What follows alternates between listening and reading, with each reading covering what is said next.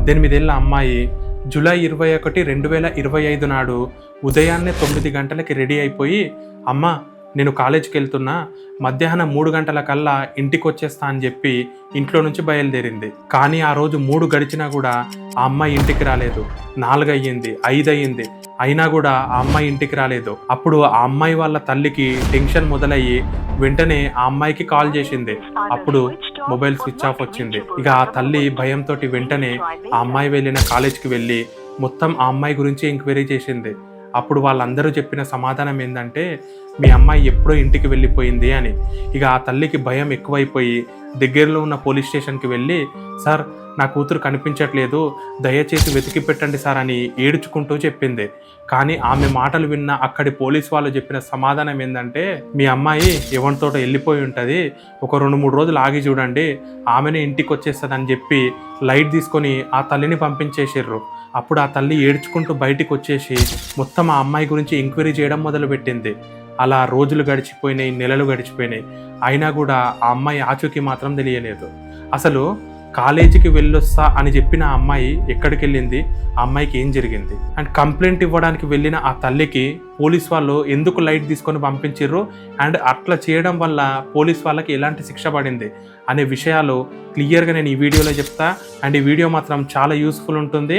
And neglect చేసిన ఆ police ఆఫీసర్ని అండ్ కంప్లీట్ పోలీస్ స్టేషన్కి హైకోర్టు ఏం తీర్పిచ్చిందో తెలిస్తే మాత్రం ఖచ్చితంగా మీరు షాక్ అయిపోతారు. సో ఇలాంటి విషయాలన్నీ నేను ఈ వీడియోలో కవర్ చేస్తా. సో స్కిప్ చేయకుండా లాస్ట్ వరకు చూడండి. అండ్ ఈ వీడియోని ప్రతి ఒక్క ఫ్యామిలీ మెంబర్స్కి షేర్ చేయండి, ఎందుకంటే మన వీడియో ద్వారా ఖచ్చితంగా అవేర్నెస్ ఉంటుంది అండ్ ప్రతి రియల్ కేసుని ఎట్లా సాల్వ్ చేసారో కూడా ఉంటుంది. సో లేట్ చేయకుండా వీడియోలోకి వెళ్ళిపోదాం.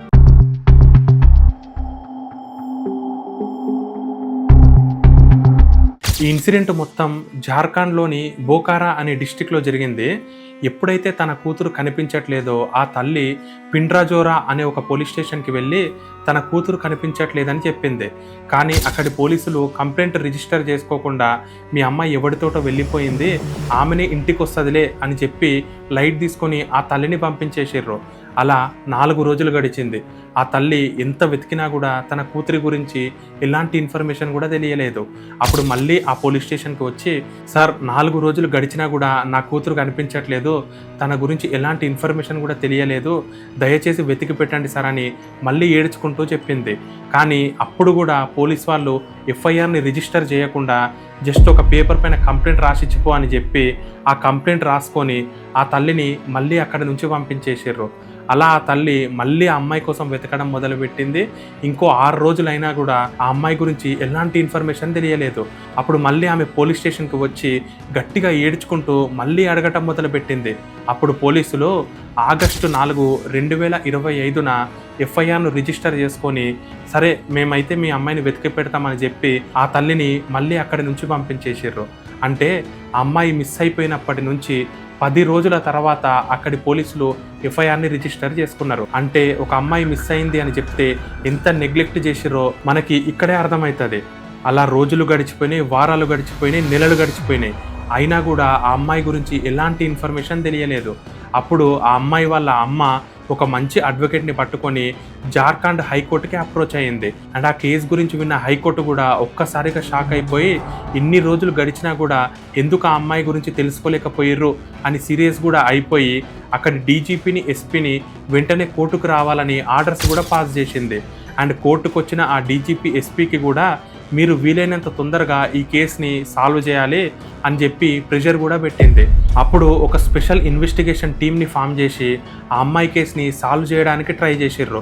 అలా 8 నెలల క్రితం ఆ అమ్మాయి మిస్ అయిపోయిన రోజు అంటే జూలై 21, 2025 నాడు ఆ అమ్మాయి ఎక్కడికి వెళ్ళింది, ఎవరితోటి మాట్లాడింది, చివరిసారిగా ఎవరిని కలిసింది, అలా ఆమె కాల్ డేటా రికార్డ్స్ని కూడా మొత్తం చెక్ చేస్తే సో దినేష్ మహాతా అనే అబ్బాయితోటి మాట్లాడినట్టు తెలిసింది. అసలు ఆ అమ్మాయితోటి చివరిసారిగా ఏం మాట్లాడినావు, నువ్వే ఆ అమ్మాయిని ఏమన్నా చేసినావా అని అడిగితే అప్పుడు అతను చెప్పిన సమాధానం ఏంటంటే, లేదు సార్ మేమిద్దరము జస్ట్ ఫ్రెండ్సే, నేను ఆ అమ్మాయిని ఏం చేయలేదు అని చెప్పిండు. కానీ అతని కాల్ డేటా రికార్డ్స్ అండ్ ఆ అమ్మాయి మిస్ అయిపోయిన రోజు చివరి కాల్ కూడా ఈ అబ్బాయితోటే మాట్లాడింది.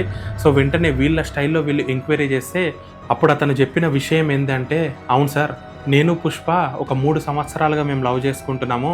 కానీ నాకు ఆ అమ్మాయిని పెళ్లి చేసుకోవడం ఇష్టం లేదు. ఈ విషయంలోనే మా మధ్యలో చాలా గొడవలు జరిగేది. అండ్ నేను చాలా సార్లు కూడా ఆ అమ్మాయికి చెప్పినా నేను నిన్ను పెళ్లి చేసుకోను అని. కానీ ఆ అమ్మాయి మాత్రం నన్ను విడిచిపెట్టలేదు. అందుకోసం నాకు చాలా కోపం వచ్చి ఈ అమ్మాయిని ఎలాగైనా చంపేద్దామని అనుకున్నా. అందుకోసం జూలై 21, 2025 నాడు ఆమె కాలేజ్‌కి వెళ్ళిన తర్వాత నీతోటి నేను కొంచెం పర్సనల్‌గా మాట్లాడాలి, బయటికి రా అని చెప్పి తనని ఆ కాలేజ్‌కి వెనక సైడ్, అంటే ఒక ఆల్మోస్ట్ ఒక కిలోమీటర్‌న్నర దూరం ఉంటది. ఆ అడవి ప్రాంతానికి తీసుకెళ్ళి మేమిద్దరం మాట్లాడినాం. కానీ మా మధ్యలో గొడవ ఎక్కువయ్యేసరికి నేను ఆల్రెడీ ముందే ఒక కత్తి తీసుకొనొచ్చినా. దాంతోటి ఆ అమ్మాయిని పొడిచి చంపేసిన సార్. ఆ తర్వాత నాకేం చేయాలో అర్థం గాక అక్కడనే పొదల్లో పడేసిన సార్ అని చెప్పిండు. అతని మాటలు విన్న పోలీసులకు గూడా షాక్ అయిపోయిర్రు. నిజంగానే చెప్తున్నావా? లేదంటే అబద్ధం చెప్తున్నావా అని అడిగితే, లేదు సార్ నేను నిజమే చెప్తున్నా అన్నాడు.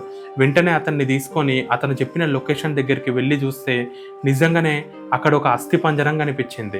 సో అది చూసిన పోలీసోళ్ళు కూడా షాక్ అయిపోయారు. అండ్ ఈ విషయము ఆ అమ్మాయి వాళ్ళ పేరెంట్స్‌కి కూడా చెప్తే వాళ్ళు కూడా అక్కడికి వచ్చి ఏడవటం మొదలుపెట్టిర్రు.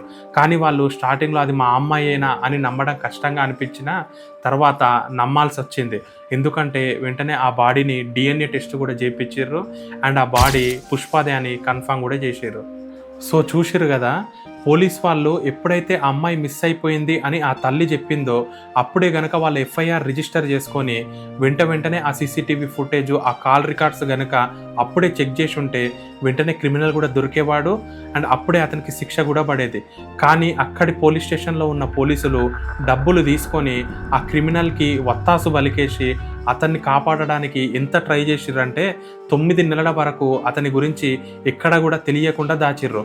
కానీ ఎప్పుడైతే కోర్టు ఒక స్పెషల్ ఇన్వెస్టిగేషన్ టీమ్ ఫామ్ చేసి ఈ కేసుని స్పెషల్గా ట్రీట్ చేసిందో అప్పుడే ఆ పోలీసుల గురించి అండ్ ఈ కేసు గురించి మొత్తం బయటపడ్డది. అండ్ క్రిమినల్ కూడా దొరికిపోయిండు.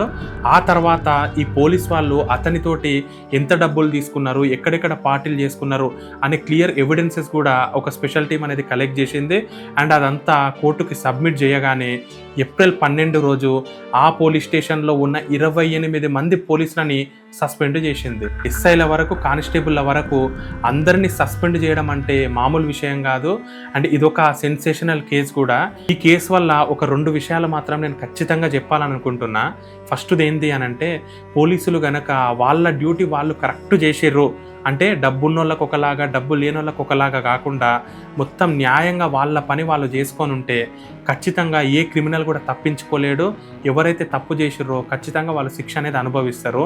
కాదు మేము డబ్బున్నోళ్ళకు ఒకలాగా, డబ్బు లేనోళ్ళకు ఒకలాగా చేస్తామంటే మాత్రం ఎప్పటికీ కూడా న్యాయం అనేది జరగదు. అండ్ రెండోది ఏంటి అని అంటే, కొన్ని పోలీస్ స్టేషన్లలో కొందరు పోలీస్ ఆఫీసర్లు ఎట్లున్నారు అంటే, ఇలాగ మాకు ఒక అమ్మాయి మిస్ అయిపోయింది లేదా మాకు ఇలాంటి అన్యాయం జరిగింది అంటే కొందరైతే చాలా లైట్ తీసుకుంటున్నారు. ఆ అమ్మాయి ఎవరితోటనో పోయింది, ఎక్కడికో వెళ్ళిపోయింది అనే ఉద్దేశంతో ఆ కేసుని ముందుకు కూడా తీసుకెళ్ళడానికి ట్రై చేయరు. సో ప్రతి కేసుని సీరియస్గా తీసుకొని వీలైనంత తొందరగా సాల్వ్ చేస్తే బాగుంటుంది. సో ఈ 2 విషయాలు అయితే నేను ఈ కేసు ద్వారా చెప్పాలనుకుంటున్నా. ఎందుకంటే అక్కడున్న పోలీసులు వాళ్ళ డ్యూటీ వాళ్ళు కనుక కరెక్ట్ చేసి ఉంటే 9 నెలల వరకు ఆ క్రిమినల్ అనేటోడు తప్పించుకునేటోడే కాదు. जब पूछताछ किया गया तो डिटेल में उससे तो जब उसको क्रॉस क्वेश्चनिंग किया गया अलग अलग एविडेंस के आधार पे, तो उन्होंने अपना क्राइम कन्फेस किया. సో ఇదండి ఇవాల్టి కేసు.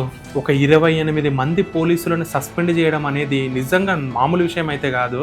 వాళ్ళు ఎంత కరప్టెడ్ అయితే అంతమందిని ఇంత ఆధారాలతో సహా సస్పెండ్ చేసిర్రో ఒక్కసారి ఆలోచించండి. సో ఇలాంటి పోలీస్ ఆఫీసర్లు ఉన్నంత వరకు ఎవరికి న్యాయం అనేది జరగదు.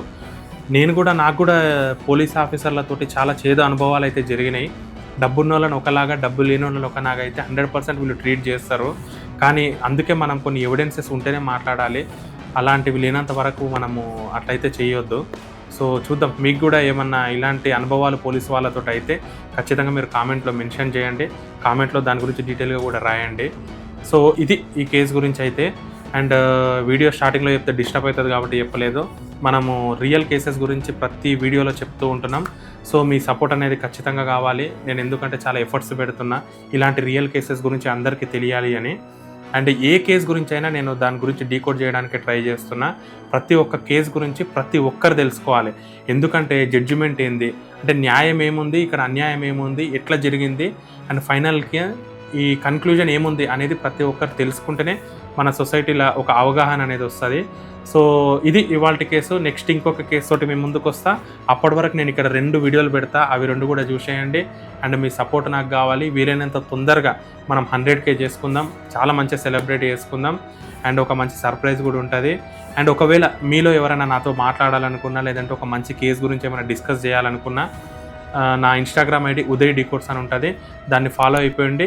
అండ్ ఇక్కడ కామెంట్ పెట్టిన తర్వాతనే అందులో నాకు మెసేజ్ చేయండి. సో నెక్స్ట్ ఇంకొక వీడియోతో మీ ముందుకు వస్తా. బాయ్, జాగ్రత్త.